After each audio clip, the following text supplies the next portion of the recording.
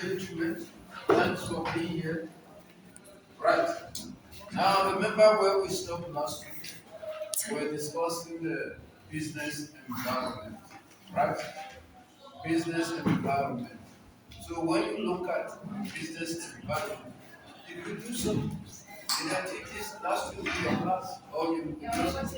It's the first time, sir. Oh, we just introduced it. Okay. Guys, like I said, when you look at the business environment, it's very competitive.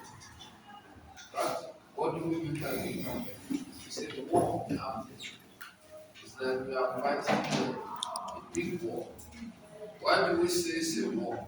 Because you got so many companies, organizations, or individuals, perhaps selling the same stuff. So you need to be able to compete in order for your business to do well. That is why we talk about the 4 P's in marketing strategies. Otherwise, we can call it, in other words, we call it the marketing mix, which are the 4 P's. Right? Can you still remember the 4 P's? Product, One is product, place, price, place, and promotion. Those are your AK-47, your arsenal that you can use to shoot down your competitors. But that one doesn't kill competitors, right? Can make you to have what we call a competitive edge, right, over your competitors, right? For example, let's talk about place.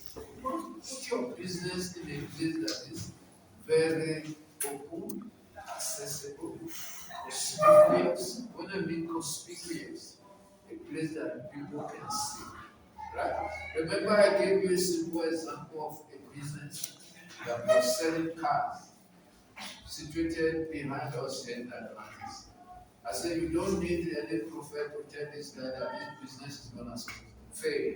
And obviously, it failed because people never knew better than selling cars. Right? Then, in terms of your price must be mandated, it must be competitive. I'm not saying that you must charge too cheap, right? Because you see, based on certain people, their sentiment, when they see, look at the price of the product, and they discover that it's too cheap relatively to the price of others or the market price, they will say this thing is that maybe it's stale or it's not good or it's a fake product. So you must be careful. For example, if they are charging 10 rand, you can charge 50.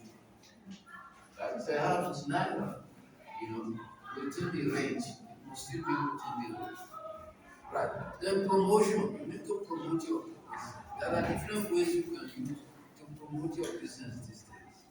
For example, those days we were using the flyers, flyers. yes, sir.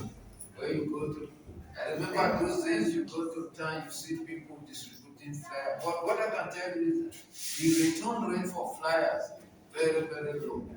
Some of these guys that you give flyers to go and distribute, some of them they are scared. When you give it to them, they throw it in the bin. They give out to any person without due consideration. So, gone are the days for that. Most people these days they don't use flyers. What we use these days is social media, digital marketing. You got WhatsApp, right? People use WhatsApp, Facebook, you can use Facebook, right? Even TikTok, you can use TikTok, right? So those are the type of medium that you use these days to advertise. For your product is to be promoted. Most especially if you sell a new product. The way you promote your product or you create awareness among your target market, that is how it's going to be. So if you are able to do that more than your competitors, then you get the market. Like I was explaining to you the other day, a marketplace is like a cake, it's a birthday cake, right? So when you have a birthday cake, right? For example, if the birthday cake is for 5 people, what is going to happen, right? When we divide the cake, you're going to have slices for 5 people. Then when you increase it to, for example, 30 people, what is going to happen? The slice is going to decrease. So a market share is like that. So the way you do your competition your marketing, the way you apply those 4 P's, more markets that you are going to get to make you competitive. Right? Douglas, I'm just want to tell you days ago, Yes, I've explained to you how the 4 P's work. From there, you can be able to see that if you use your 4 P's very well, I'm telling you, you're gonna have the market. Right. So now let's talk about the market environment. This is how it looks like. It's like the form of an onion. Alright? How many of you have seen an onion? Do you eat raw onion? Yes, sir. Or if you go through, you can eat that. It's very nice. But the thing is, the only problem is the smell, right? Otherwise, it's very lovely in terms of, uh, for your health. Now, you got 3 layers. The innermost layer, you call it, what do you call it? Micro. Micro. What is micro? Small stuff. Uh, What do you call that in Afrikaans? Clean. Huh? Clean. Clay. Ask Oh, clay. Okay. So when you look at it, actually, the innermost part is smaller. Right. What does it constitute? This is the business environment, right? The internal environment of the business. For example, like West Coast College here now, I'm talking about the people working here, then the managers as well as the resources. So it's internal, inside the business, within the periphery of the business, within the business organization. The people that are working there, the management and the resources. That is what we classify as micro. That is the internal environment of the business. Right? Like we have here, we have the people working there, the employees, the staff, as you may call it, the managers, and the resources that they have. Right. So you as a business owner, you've got control over this. For example, you've got control in terms of how many people to employ. True of us. Right? You've got control in terms of who to appoint as managers. True of us. Then you got control as well over your resources. Right? So if you don't have enough resources, it means you don't have enough capacity. And if you don't have enough capacity, it can affect your operational activities. We can as well affect your output. Right. So you've got control here. If your business is not doing well, you can look inward to see what is happening. Right? Do I have the right people doing the job? Are they qualified? Perhaps they are qualified, but they are not so much competent in what they are doing. So if there is a gap in terms of their competence, in terms of what they do and what they're supposed to produce, then you can send them out on trade. Right? Then the resources, you can upgrade your resources. Right? When you have the fund or the money, the capital, you can introduce a modern state-of-the-art technology that can help you to improve on your business, or that can help you to be much more competitive than your competitors. In other words, we call it a comparative advantage, to be more in position to do well than your competitors. Does it make sense to you? yes, sir. Then we've got this second layer, right? We call it the market environment. So what do we have that constitute the market environment? We got the suppliers. Who are the suppliers? Who are the suppliers? What's this? Rainbow chicken. Yeah, rainbow chicken supply to, for example, to pick up. Right. Okay. If Pick and Pay doesn't have reliable supplier to supply chicken, what is going to happen? Right. The business will be affected in the great way. Right? So you need to have a reliable suppliers. Right? Your suppliers needs to be able to supply you quality product as well. Right? And yourself, as a business owner, you must make sure that you got good payment terms, right, with your suppliers. Because if you don't pay them, they will stop supplying. And that will affect your business. So you as a business owner as well, you can control that. It's within your business. Then customers. Who are the customers? Ask us. Customers. Customers. Those are the ones buying from the business. Right? Those are the ones buying from the business. So if you don't have customers, the business is not gonna. They say customers is the lifeblood of the business. You know lifeblood. If there is no blood in the body, what is gonna happen? Gonna die. Right? Have you ever seen a living being without blood? That person will die. Right? It's the same thing. If you don't have customer, or if a business doesn't have customer, that business will die a natural death. Like natural death.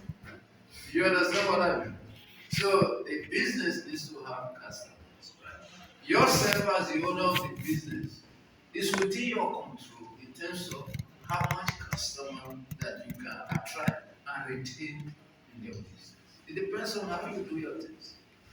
Right? For example, if your product quality is good, obviously they will come to you. If your price is good, they will come to you. If you got good customer service, they will come to you. Customers having complaints, right? Come forward, you assist them. They will be happy. I remember there was a time I bought a printer. Okay, okay, right? Then I had a problem with the printer. When I took it back, I didn't even know when I bought it, it was on promotion. Oh no, it wasn't when I bought it. Now, when I went back to ask for refund because the printer was not working, at that point in time, it was on promotion. So what they did was, I gave them, I bought it 400. Then they took the printer back. They gave me another one. And in addition to that, they gave me 200. And I never expected that money. And at that point in time, me and my wife, we were really in dire need of money. We never expected that we would have money. 200 was a big money. Then I told my wife, let's first of all go and make ourselves with this. You know, something of right from that day, I told myself that any electronic appliances that I want to buy, I will never buy from any shop. I became crazy, okay? Even today, all of my stuff I've been bought again because of their good customer service. You see, they were able to retain me as a customer. So if you have a business, you can do that. The same thing. You know, because nobody else can come and convince me that I'm not a good guy. When they left Bayside, I was not happy. I was looking, I said, where are they going now? Or where can I get the nearest game shop? I'm still okay today, crazy about it. Right? So then the competitors as well. Where do you find the competitors? In the Marketing market environment. environment. So you must as well make sure that, like what I told you, your four strategies, you need to use it in order for you to deal with your competitors. Right. So these two can be controlled by the owner of the business. Now, the biggest one here that is a big challenge, we call it contextual issues or contextual factors, is the external environment. You see how we name it macro, right? That is the macro. Macro is the external environment. The factors, whatever happens in the external environment, you cannot control. You can, it's beyond your control. You just have to juggle around it. You know what I mean by to juggle around it? You just have to make use of it. You have to play around with it. Right? You see? So how we gonna do to that one and that is you're gonna edit it. Okay, continue. Right. So the external environment. So what constitutes the external environment? You got the economic forces. What do you understand by the economic forces? Focus. What do you understand by the economic forces? You know why I'm doing this thing now? So that if I put it in your group, when you're at home, it can help you. You understand? Right? Economic I'm forces. just trying to do it. If it works, I'm gonna buy a kind of a tripod so that you're gonna focus as well. Then we put it at the end. So every class is right. We can even open a YouTube channel. Mm. Yeah. Whereby you can go in there and download stuff. Right? But economic forces, so is that not like SARS and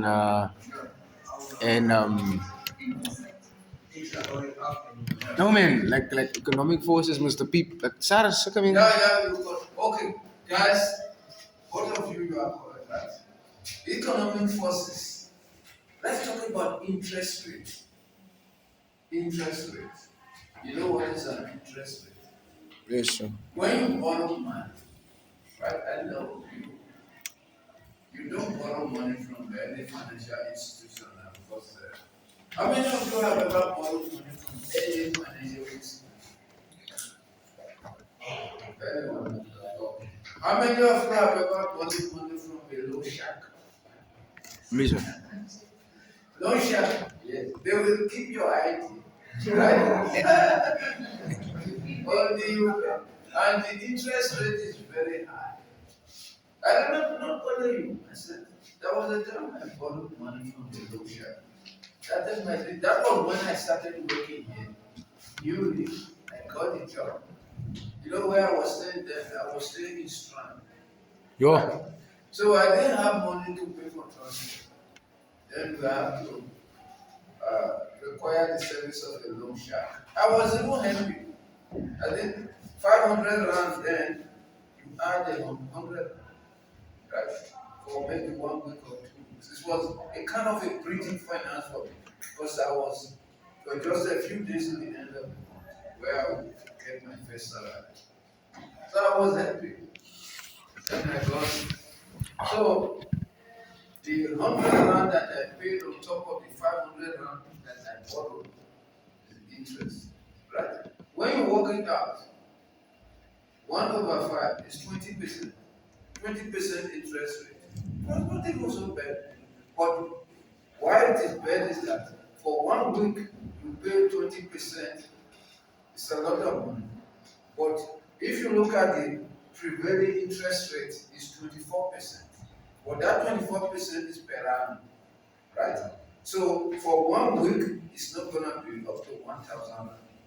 You see, they will divide it by 12. No, divide it by 52 weeks and add it. So what I'm trying to say is this. The additional money that you pay to the borrowed capital is what we call interest. Right? They use a rate, percentage, they base it on percentage. And that percentage is mostly based on the repo rate. You know what we call repo rate? Is the reserve bank that determines the repo rate. So, okay. So that is what we are talking about. The interest rate is one. Can you control the interest rate? No. You can control it. You can It's there, it's there. yeah, these days you can't negotiate, You yeah. can control it. Because when the economy is good, the interest rate is going to be low. When the economy is bad, the interest rate is going to be high. For example, I remember in Japan, it used to be zero interest rate. Yo. Zero interest rate. You borrowed money, you pay it back the same way that they gave to you. There is a bank here, I think we got a branch in South Africa, which operates on that level, zero interest rate. You know the name of that bank? Who's We call up? it Aparakata. Ah. Yeah. Aparakata. Ah. It's a Muslim bank. It's based in Muslim man. Yeah, it's based in Texas. So when they give you, they borrow you money, they are not expecting you to pay interest. Right? So that is that. So that is something that you cannot control. Right. What it means is that how does it affect your business? Let's talk about it. Because we are not just saying this thing just for knowledge sake. We need to know the application. How does this thing affect your business?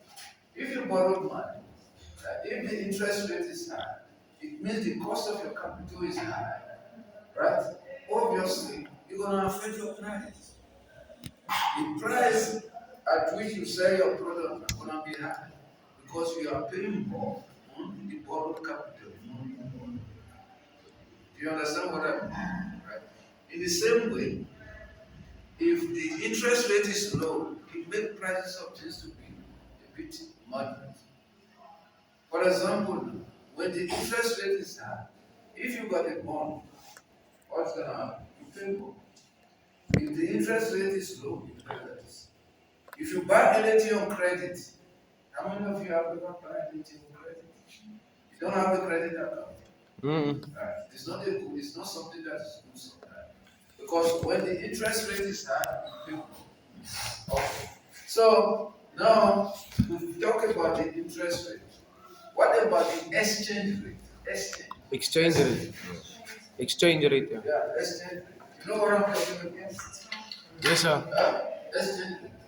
Exchange rate is the value, listen carefully, the value of one country's currency to the other. That is exchange rate.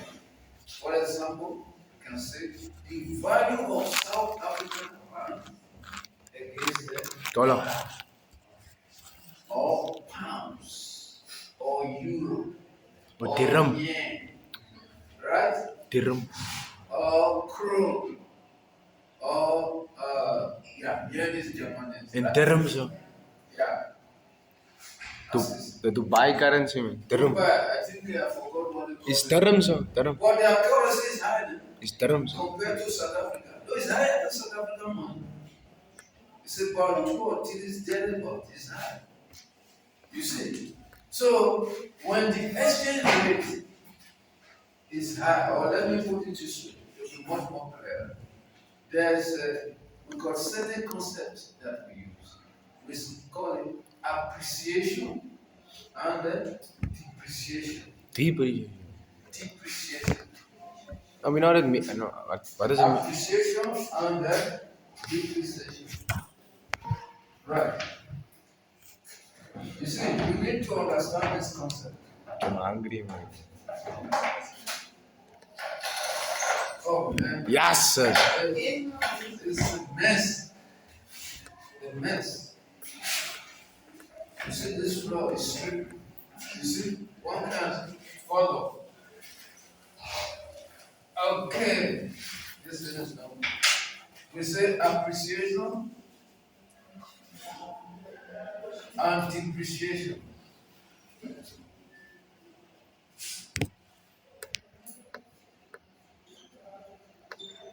Right. Appreciation means it's going up. If South African rand, for example, is appreciating, what it means that you're gonna exchange few South African rand to a dollar. Like these days now, it's appreciating. Right. I think, if I'm not mistaken, it's about 13 or 16, 13 now. What dollars, sir? Rand. Oh, the rand. 16.48. It's gone to 48 now. Okay. I know when I exchanged my dollars the other day, it was, dollar. When I exchanged my dollar the other day, it was 16.50. But I was expecting 17. And that thing affected me. When I exchanged, I lose a small money from it. Okay, so this is what we are talking about, right? So when South African money is appreciating, rand is appreciating, let's say 16 rand to $1. So what would be the implication of this? If it is appreciating, that the value of South African rand is going up, right? The value of South African rand is going up, right? So what does it mean in essence? What does it mean? Can somebody explain? Don't worry, I will look for a example. Yeah, business is- yeah. Yeah, like for example, like instance, if you go to America, you will pay like for instance $16 just to get the amount of money. Yeah. Okay. Let's try to apply it to our business. Let's say I've got a business, right? And that my business, I'm selling, exporting my goods to overseas. Right. What it means in overseas, in the international market, my goods now will not be competitive again. It's more expensive because they were using few dollars before to buy my product. Now, my value of my currency gone up. They have to use more dollars. Right. So if you are selling outside, it's gonna affect your product. Your price gonna be more expensive there. Right, if you are exporting. Right. Okay. If you are importing, good news for you. Right? Good news. Because now you need fewer rand now to purchase what you normally purchase before at the same price. I remember. So you don't pay on the cost of the traveling also. Yeah? You don't pay for the goods I got here, you don't pay. Yeah, even if you are paying for that, it's still denominated in dollars. So if rand is appreciating, you're gonna get. I remember there is a subscription that I bought with an overseas company. It's a software. I used to pay 426 rand, 426 rand every month. Now you know how much I'm paying, 300 or something. You see now I'm paying, I'm enjoying it because the rand is appreciating. I'm paying less, which is a good news to me. But to them, it's not a good news. You understand what I mean? So it depends on the type of economy. So if you are a productive economy, whereby you produce, you sell, right, then it's going to affect your sales. If you are a consumption economy, you buy. Because you are buying from outside, you will not use less. Guys, do you get the picture of what I'm trying to say? Yes, sir. I'm just trying to explain to you what is global in the world, right? So you cannot control it. Right. Here now we talk about the interest rate, then the exchange rate. Now the other thing I want to talk about regarding economic forces is inflation. Inflation. You know what is inflation? Yes, sir. Yeah, what is an inflation? The rise of the rise of the prices. The increase of prices to make it. The rises of the prices of the goods and services. Sir. Yeah. Talk to her. She's sleeping in the class. Hello. Yeah.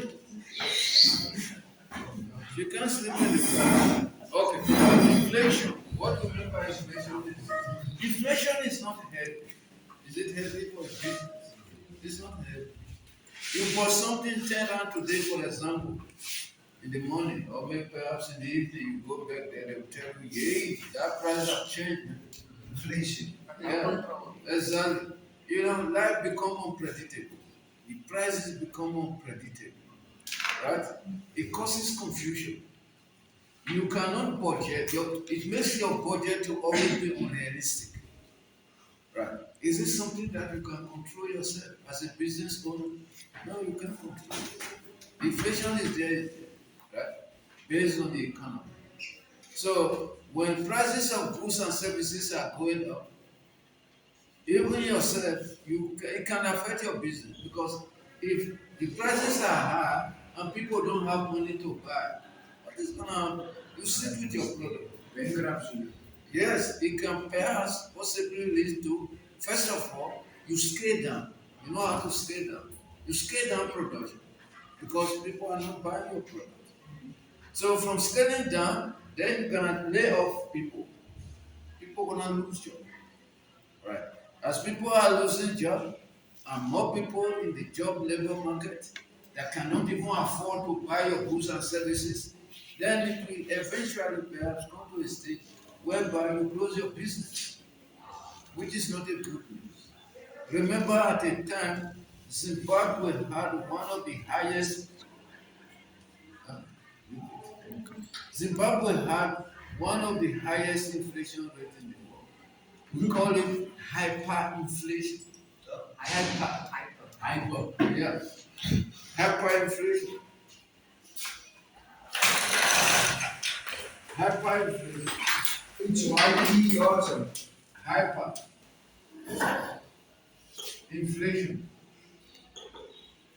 Right? Not even single digit, not double digit, it was a lot. But they are trying to bring it's getting down. I don't know how they did it. How they are doing it. It's Borrow money. Yeah. So there were certain things that they did, right? In their currency. They have to change their currency. No value. Right. So let's stop there so far. Now I'm giving you three stuff, right? Inflation, Interest rate. interest rate, exchange rate. Yeah, exchange rate. Now let's talk about the political forces. What do we mean by political forces? Government. Governance. Parliament. Yeah, governance. Yeah, what you said? Yeah, you're talking, yes, governance, right? If the governance of a country is not right, Like how people it affects the business. Right.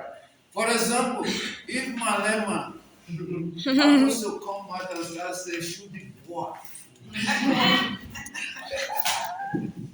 That statement alone, it can provoke a lot of pastors. Because, can I tell you something? When you look at the economy of a country, most especially emerging countries, emerging economies like South Africa, we need people to invest in our economy from outside, foreign direct investment, right? So when you talk that, you start making noises. It gives them, right? That it put them in a situation that where they will adjust South Africa to be a country that is not politically stable. Because you as an investor, you need an environment that is stable. You see, you don't want an environment where you put money and once the government change, they will tell you will not be able to get back your money. And it does happen. Like those days in most of these countries in Latin America. Even in Venezuela, that is what the United States president is saying, Donald Trump. He said Venezuela, they stole their oil. If you are somebody that is following that development. It was arrest the president also. Yeah, the president was just to settle the score. Because they got scores to settle among themselves. It's correct. Yeah. So that is what happened. When the governance of a country is unpredictable, nobody no investors will like to put money there. Do you understand? The investors will be running away. So that is something that yourself you can't control. It's been manipulated or orchestrated by people in the parliament. Right. So yeah, that one is political forces. It was a country that got a stable government. They always stand the chance of getting investors. That is why you see Dubai, UAE, United Arab Emirates, right? People are going there to invest money. You look at a country like the United States, you know how much money people invest, trillions of dollars, because people regard the United States as a safe haven. You know what is a safe haven? They put their money, they know it's guaranteed. Yeah, they know it's guaranteed. You see what I mean? Compared to any other African countries. You see, it's even more better in South Africa because when you look at it, in terms of political stability, it's okay in South Africa, democratic. But when you compare South Africa to most of these African countries, it's terrible. You see, so that is why South Africa economy is a little bit more stable in the sense that foreign investors they prefer to invest in this country than to go and invest in Democratic Republic of Congo or Zimbabwe. All those type of stuff. Right. So it affects. Then social forces. What can we say about the social forces? social media. Crime. Crime. When there is crime, I'm telling you, it affects business. You know, no matter how what you sell it, no matter how cheap the price is, if it is a crime-ridden zone, nobody gonna like to come and buy anything. You see what I mean? And crime is not something that is caused by you. You as a business person, it's not caused by you. You can put security camera, you put high fences, that one doesn't stop you. If they want to rob you, they're gonna rob you. You see what I mean? And what is causing crime? Unemployment and all this stuff. All the inflation and everything is causing crime. Crime. Let's talk about unemployment. Right? People looking for a job. You go to the point that the job is not there. Right? So if there is no job and people are not employed, most often they resort to other means to survive. Right? And once a country is in that state, in that scenario, it's a problem, right, to the business because people will be stealing, right? So all these things are found in the external environment of the business. So, like I said, whatever factors that one is considering in the external environment, these ones you cannot control it, right? Then these two you can control it, right? Other question? Do you understand? Yes. All three yes, I understand. Okay. In the exam, there is a way we normally set a question based on this, right? We're gonna give you a kind of a chart, like a mind map. You know what is a mind map? Yes, yeah. Sir. Right. We're gonna put some of the stuff here, and we ask you to complete the rest. So I'm gonna give you a typical example of that. But at this stage, what I want you to know is to grasp the concept, right? Know what is internal, the micro, you must know it. The names are very important, right? So that when it comes out in the exam, you should be able to do justice to it. Now let's talk about departmentalization. When you look at a business is set up in such a way that one can be able to run it effectively, efficiently, to be able to achieve the aims and objectives of the business. Right. In such a way that the business is strategized, there should be a structure in place whereby you know who is responsible for what. It should be arranged in such a way that you have that line of reporting and line of reporting. You have that line of authority and responsibility, right? You have what we call division of labor. You know what I mean by division of labor? Division of labor. Oh, by dividing, giving each other their own stuff. Exactly. So this one is a typical example, right? For example, here you have the owner of the business, the big guy, the managing director. The managing director cannot do everything. Most especially if the business is in a position or is not so small. Because if it's a small business, right, very small business, you can be able to manage all activities by yourself, all functions by yourself, taking all responsibilities. But once the business starts growing to an extent, you need extra hands and you need to divide responsibilities among the people. Right. So, for example, this business could have a secretary. It doesn't necessarily mean that every business will have a secretary. For example, then you have the marketing and production department. You see, when you look at this business, it's producing something. It's a manufacturing business. Anywhere you have production manager, it means something is being manufactured. Right. When we say something is being manufactured, what are we trying to say? That means you got where the raw materials are being transformed to produce the output. Do you know about that? Yes. Have you done it in operation management? Right. So it means such operations do take place. Then below the production manager, you have the foreman, right? Then perhaps below the marketing manager, you have the sales supervisor, right?